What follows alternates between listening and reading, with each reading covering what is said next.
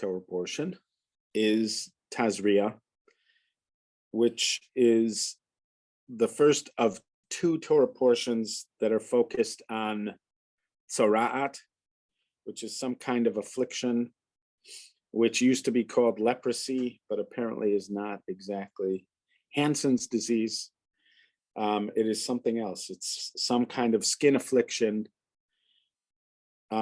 which, if identified and then brought to the attention of a Kohen, the Kohen decides that it is in fact tzora'at, it could eventually lead to the person afflicted having to live outside the camps in some form of isolation. It's possible, if there are other people afflicted with tzora'at, that he would have some community, but it seems like the design is that this person would be living in some degree of isolation, in a sort of ironic parallel to somebody who might be a mystic, maybe a Nazir, who is so moved to spend he or she to spend their time entirely devoted to connecting with the divine, and who may themselves end up being hermit-like. They don't have to be. They could be a Nazir is somebody who could be married and living within society, but it's not that likely. It's more likely that they would be hermit-like. In fact, the modern Hebrew usage, right? The modern Hebrew usage of the term Nazir is monk, is somebody who's a monk, which is not exactly what the Nazir was, but may have been. So in a sort of ironic that this person is living the life, a kind of life of isolation, in parallel to the notion of somebody who might be doing that for the sake of their spiritual pursuits. So I wanted to take this opportunity to reflect on isolation and the silence that accompanies isolation. Years ago, I was driving Rabbi Mordechai Altusky, who's Rabbi Sheinberg's son-in-law of blessed memory. I was driving him around Milwaukee. He used to come to raise money for Rabbi Sheinberg's yeshiva, Torah Or, in Jerusalem. He would come once a year, and along his route was Milwaukee. And usually my father took him. They might have had like 10 or 15 places that they would stop at during the day. And one year my father couldn't do it, so he asked me to do it. It happened to be right after I got engaged. And I came to the States. I think Tzipi and I both came to the States because our parents hadn't met each other. You know, they had met us together. You know, my father met me briefly, but he had met me at one point. But he had not met Tzipi, and Tzipi's mother had not met us. My father and mother had not met us. So I think it was like the day after I flew in. So I had jet lag, and I drove Rabbi Altusky around. At one point, he asked me, "Why is it that you stop at green lights and go forward at red lights?" And that was pretty much the jet lag. I'm saying it was the jet lag.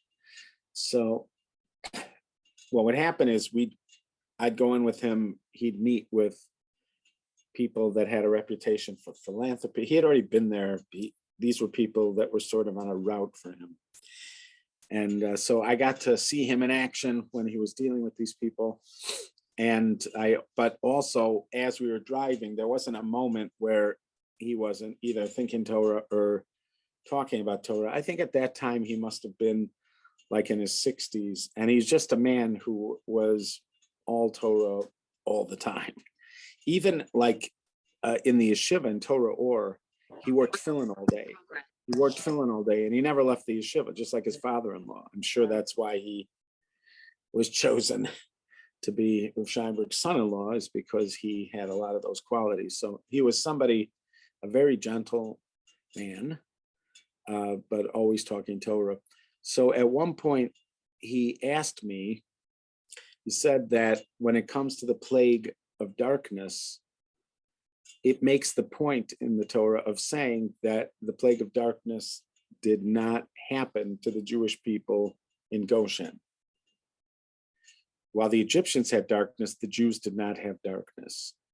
And he asked, why did it have to say that? After all, the Jews didn't have any of the plagues. So why do you think it had to mention that the plague of darkness did not affect the Jewish people that were living there?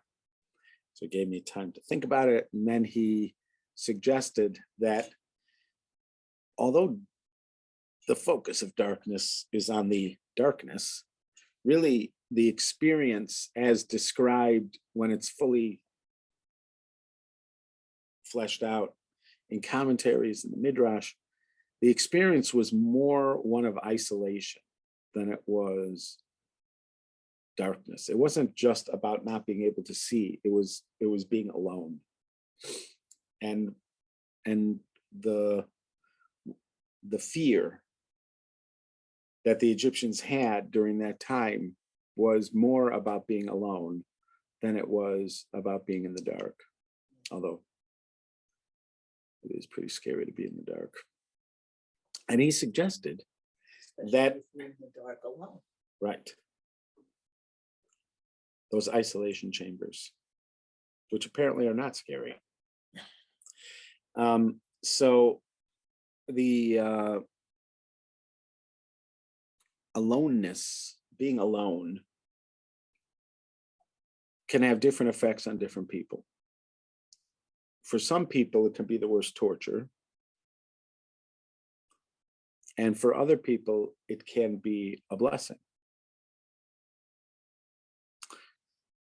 Like I was driving on Sunday, and yesterday, on Sunday, I drove to St. Louis. Yesterday, I drove from St. Louis. And on the drive, for at least part of it while I'm driving, it is an opportunity to sort of be alone with my thoughts.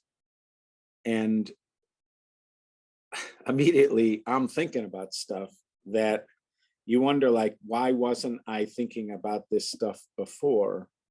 Suddenly, it's like ideas have been suppressed, and they're just waiting for space.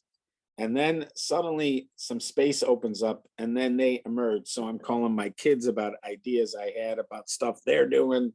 And I'm thinking about some projects for TLC and suddenly you're like thinking like longer term. And then I'm thinking about some ideas that I've had percolating, but really haven't had an opportunity to think about. It was like all this stuff sort of bubbles up, and that time was over in a second. It was over in a second, and I had more of it the next day. And by the time I got back to Chicago, like a good 10 hours of driving, that's about good enough to give those things a chance to percolate, come up, and just sparkle. Yeah, get their moment. And then by the time I got home, I felt like, yeah, that was about it. When I do a drive to New York, it's also sort of like that. By the time I get there, I've pretty much had given whatever needed to be given attention, given it its due. It's sort of risen up. And I've shared this with you, but I like to say it a lot, that I once was with at a lecture by Rav Shlomo Volba, of blessed memory, who was really a great teacher, great mentor, great teacher of Musar. He influenced an entire generation of teachers and thinkers. And I once got to hear him speak at a yeshiva in Beit Vegan, and he went through the schedule of the yeshiva students. He said, some of you, this was a kind of elite feeder yeshiva. You'd call it like a prep school. Now, we would consider it like a prep school. It was like an elite kind of feeder yeshiva. It was called Kol Torah, and it was in Beit Vegan in Jerusalem. And a lot of the people that from there, most of them went to Punovich. So it would be like if you went to an elite school and like Exeter or something like that, and everybody ends up in Harvard afterwards. So it was that kind of student, almost all Israelis at that yeshiva, several hundred are listening to him talk. And he says, let's go through your schedule. So some of you get up before davening. Let's say davening in a yeshiva probably is at 7 o'clock in the morning. Some of you get up before davening and you learn before davening. So maybe you learn, you get up at 6, you learn for half an hour, 45 minutes before davening starts. Then you daven, then you go to breakfast. Some of you take a book with you to breakfast and you learn at breakfast. And then you start your morning seder. Your morning seder is 4 hours of learning Gemara with the Chavrusa. And so you learn, and then somewhere there's shir in there. There's a class from your teacher. And then you have a break for lunch. Maybe you have an hour and a half break for lunch and a nap. Some of you learn during lunch and during that nap hour. Then you come back for 4 hours in the afternoon, more Gemara. Then you have a break for dinner. Somehow there was mincha in there somewhere. And then there's Ma'ariv. You have dinner. And then there's night seder, where you have another 2 hours of official learning. But some of you like learn during dinner. Some of you learn after night seder. Let's say a lot of you go to sleep, maybe 12 o'clock. You finally go to sleep so you can get up to the next morning at 6 o'clock.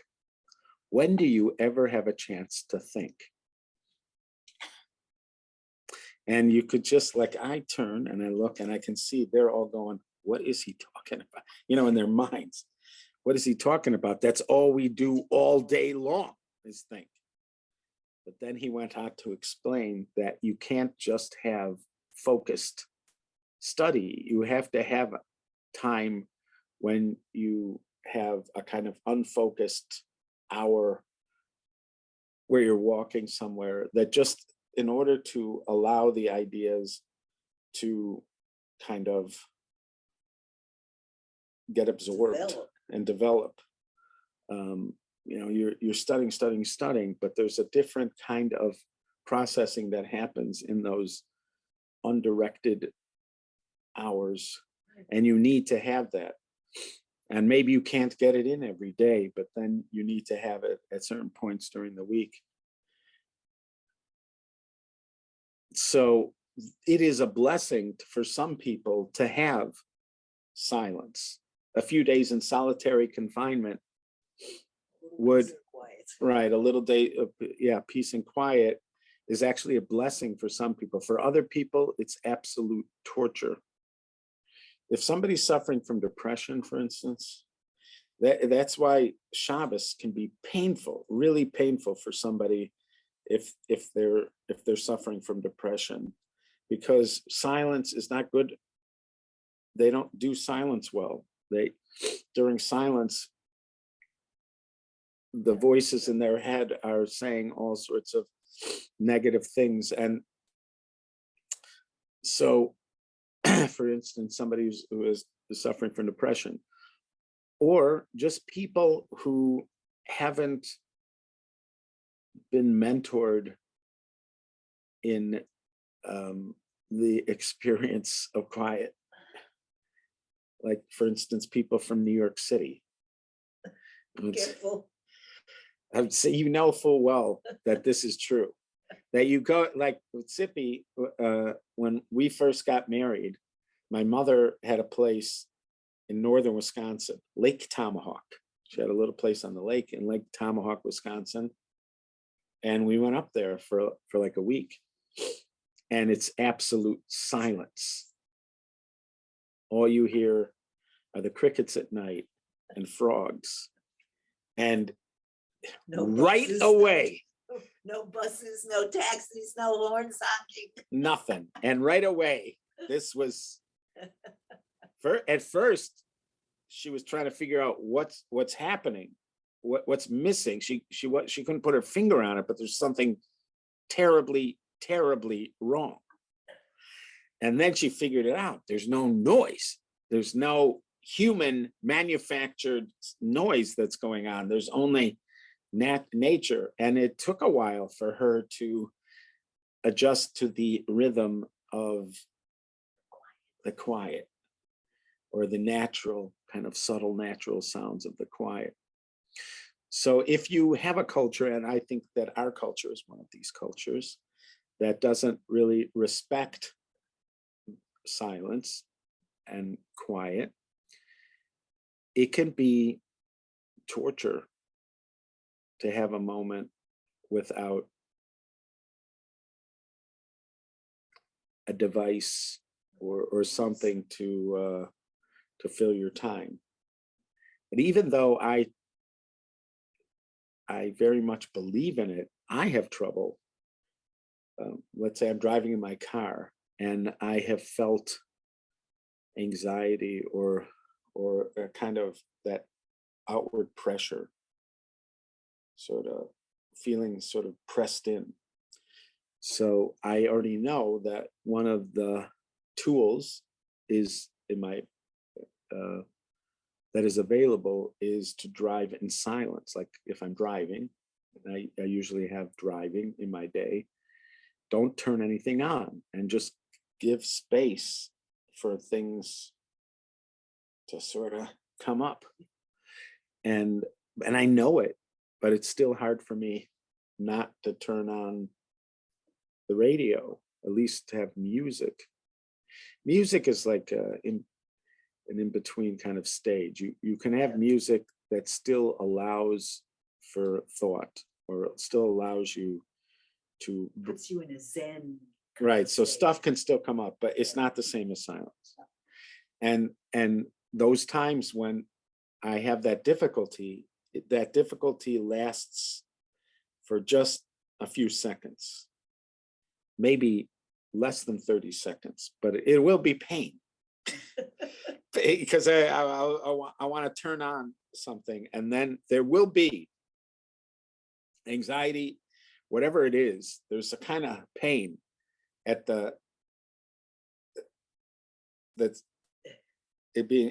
I'm feeling it as my hand is reaching to turn on the radio, and I'm not turning it on. But it's over in a few seconds, and then by a minute, it's like I don't even remember that there's nothing on. And again, I have that necessary space. I appreciate the fact that at this stage we don't have children and grandchildren running around the house, and so when I go home, there's a kind of quiet. And this was the subject of really deep reflection at the beginning of coronavirus, when we had those several months where really wasn't leaving the house. I was only leaving the house to shop. Otherwise, I wasn't leaving the house, and our house is quiet. So I had an opportunity to experience what I'd always wondered about, which is the kind of experience that cloistered monks have. Not exactly their experience, because they're more careful about the silence, and I'm still talking on the phone and stuff, but it was, for the most part, it really, yeah, and I still have the opportunity to talk to Tzippi, but it felt the closest I'm going to get to that kind of experience. And I recognized there the deep value of that silence, that the silence becomes a kind of deep context that allows for a degree of spiritual reflection and experience that just isn't there when there's noise. There really is something to it. it's a very deep place. We all had it, and I'm not talking to you about something that we don't know. It wasn't like I'm the only one who went to it, but I really got a taste of why it is that there are people that seek out that kind of silence in a spiritual quest. Because there really is a context there for very, very deep stuff. You could feel it, you could sense it. Okay. In last week's Torah portion, the two sons of Aaron die, and Moshe says to Aaron, this must be what God meant when he said to me, Bekrovai ekadesh, I will be sanctified by those who are closest to me. And it says, Vayidome Ahron, and Aaron was silent. And Eli Wiesel talks about that silence as when he's trying to explain the only context for which you can deal with the deepest subjects, and he considered the Holocaust to be in that category of the deepest of the deep. The only subject that can hold them, something like that, is silence. And he again would try to help people understand that he didn't mean just don't talk about it because there's nothing you can say. What he meant was silence actually is a context for approaching it and living with it. It's able to hold things that are the deepest of the deep.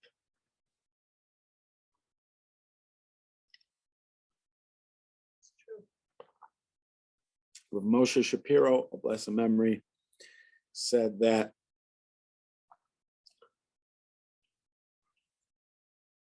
the deepest part of Torah is called sod.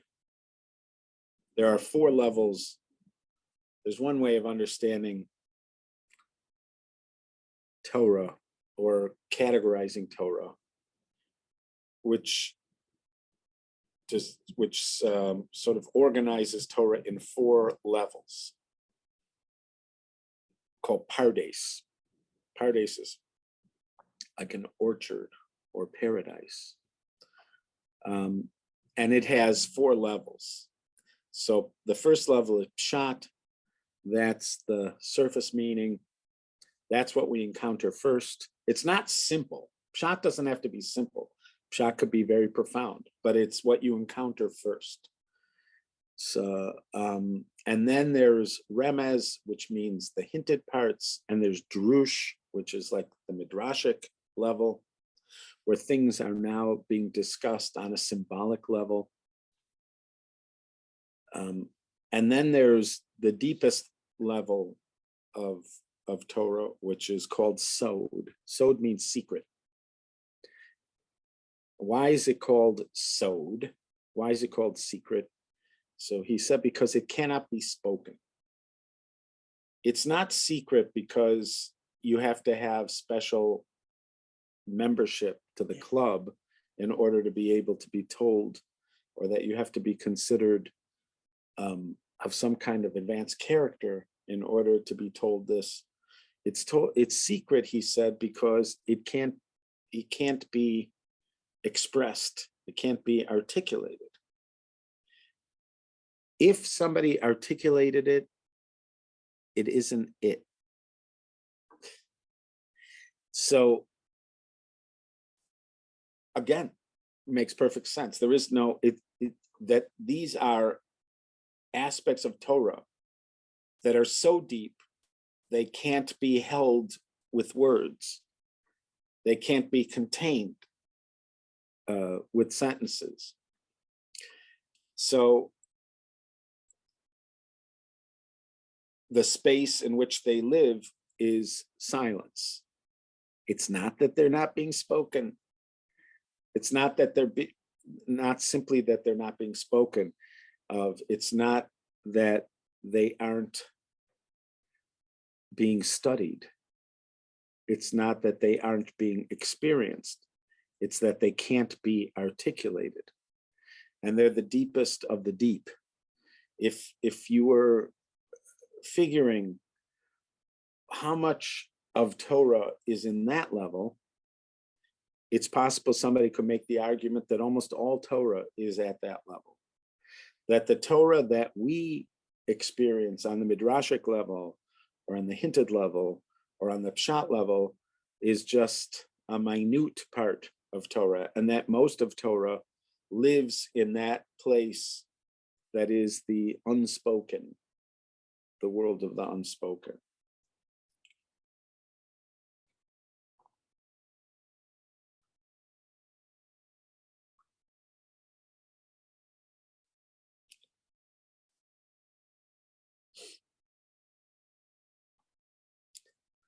And again, we don't live in a culture that values silence or quiet time. I like it. Yeah, but again, if I was observing myself, I would notice that I go to my phone, or I go to put on music, or I pick up a book, that I don't naturally let quiet abide. I tend not to. I think most people tend not to. Right, and I think it's a cultural thing. I have these students who are now in Israel, these young they were high school guys, now they're in Israel. So there are like 4 or 5 of them. There are 3 that are in Israel, 4 that are in Israel right now.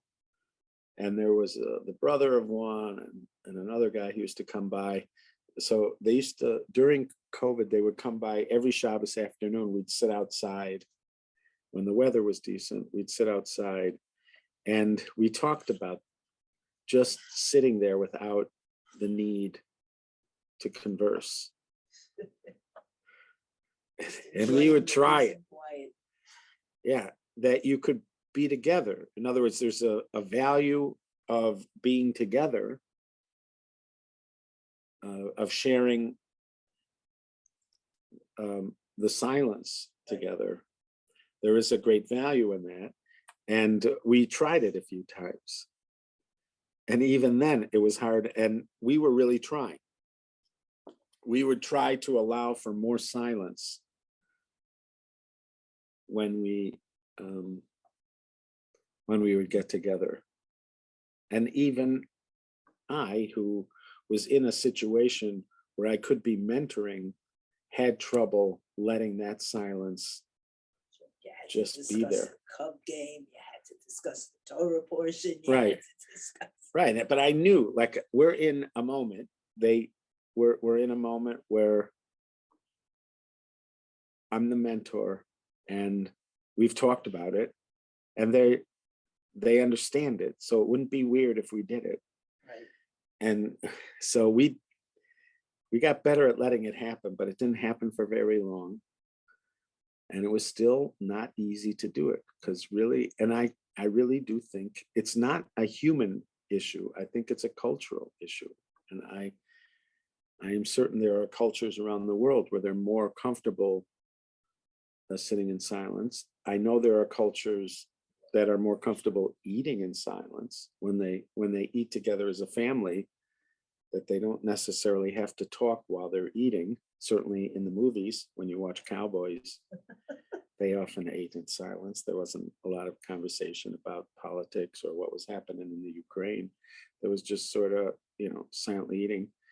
And I did try that with my family. This is when we were already, I can picture the house and the dining room table. So it was 20 something years ago. And I asked my family if we could have a meal in silence. And it wasn't happening. There wasn't a chance. How old were the kids? They were teenagers at the time. The older ones the oldest one might have been 15, AY. So it would have been 15 and 13 and 10 and 8 or whatever. Not happening. Yeah. So then, but we negotiated and I got them down to the first few minutes after we washed and made hamotzi, that we would have just the first couple minutes, which lasted for like What you should have done was 15 wash seconds. and then wait. It doesn't help. Doesn't Doesn't help. help. No, they kick each other and they make signals to each other and sounds and yeah. So I think that making space for silence, for quiet, for being alone, you're moving against culture and training in order to do it, but there is great benefit for it, and there are ways of making it part of a rhythm of our lives by doing things like not turning on the radio when you're in the car, or but even that takes work. Or when I come home, not reaching for something when I sit in a chair. When I first sit in a chair, not reaching for something, just letting the moment happen. Right, just letting that moment be there. I remember visiting my grandparents. They lived in a assisted living place. My grandmother was then moved to a nursing home.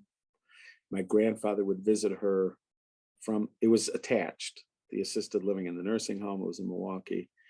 My grandfather would spend most of the day in my grandmother's room and then go back to his apartment. And so I came to visit them one day, and my grandfather he was dozing in a chair. My grandmother was asleep in her bed, and I chose to just sit there. I don't know how long it lasted. It was quite some time.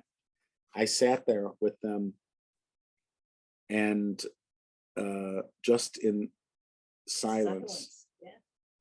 And it is one of the most potent memories. I have hundreds of memories with my grandparents because they were very present in my life from the time these are my mother's parents that lived in Milwaukee when we lived in Milwaukee. They're very present in my life on a almost daily basis. And so I have thousands of memories. But that is one of the most powerful, potent memories I have of spending time with them, was that silent half hour, 45 minutes, because he never woke up. He was dozing the whole time. And so I spent the 45 minutes there, and then I got up and I left. I mean, it wasn't like I never saw, I would try to go regularly to see them, but that time, and it's still one of the most potent.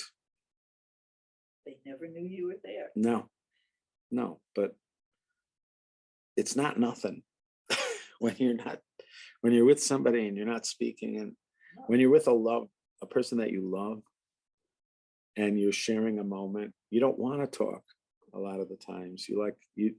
Talking almost ruins it. Yep. You just want to spend that. That's powerful. That's very, very deep time together.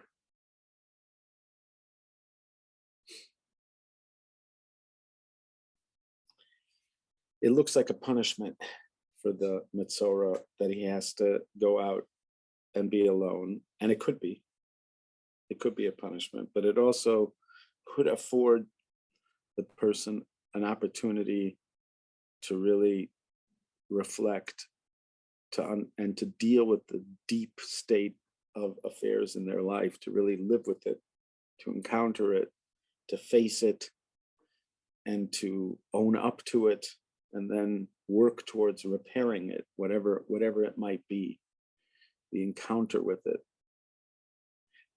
I've heard people describe a therapeutic use of psilocybin for trauma. They're trying all sorts of therapeutic usage of LSD and psilocybin, which is the, I think, active ingredient in the psychedelic mushrooms.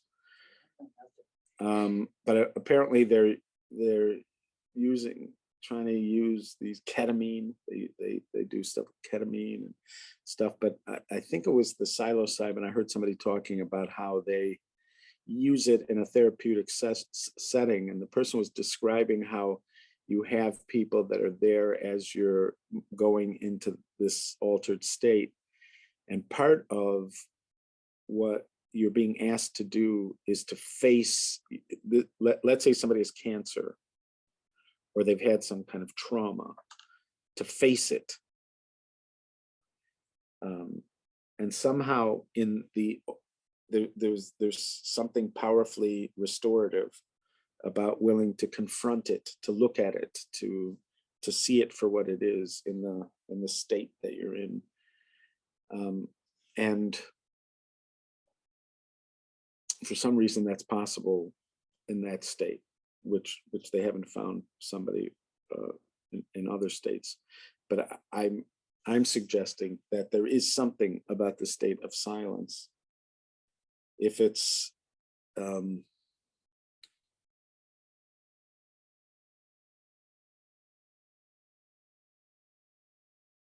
if the silence is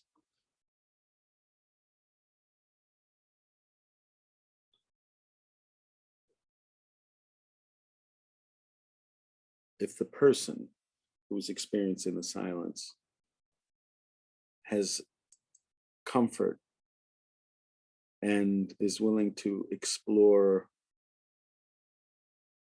its nature, that a person can find in that silence the space to deal with things that are too big to deal with in the world of speech and thought. It's no accident that at a shiva, when you watch people who are masters at comforting, that they are almost silent. They don't speak much. And when they speak, it's usually to draw out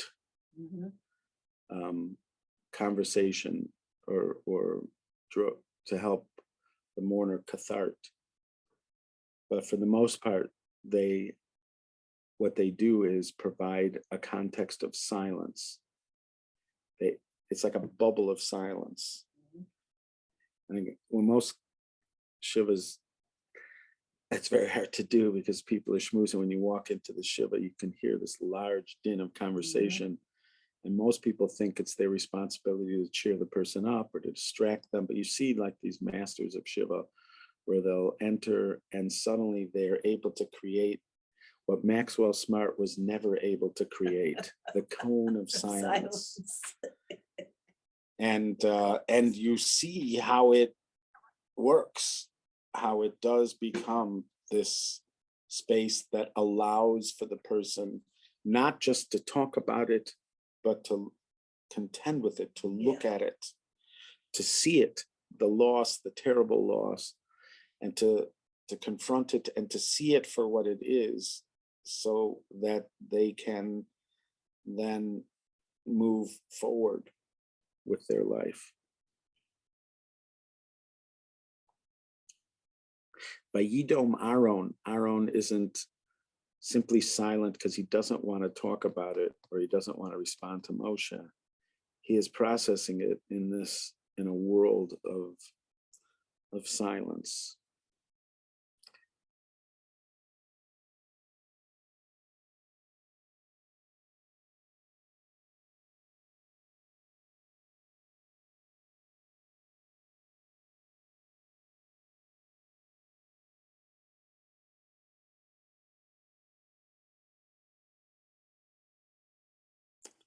Okay. I look forward to seeing you guys next week. Be well.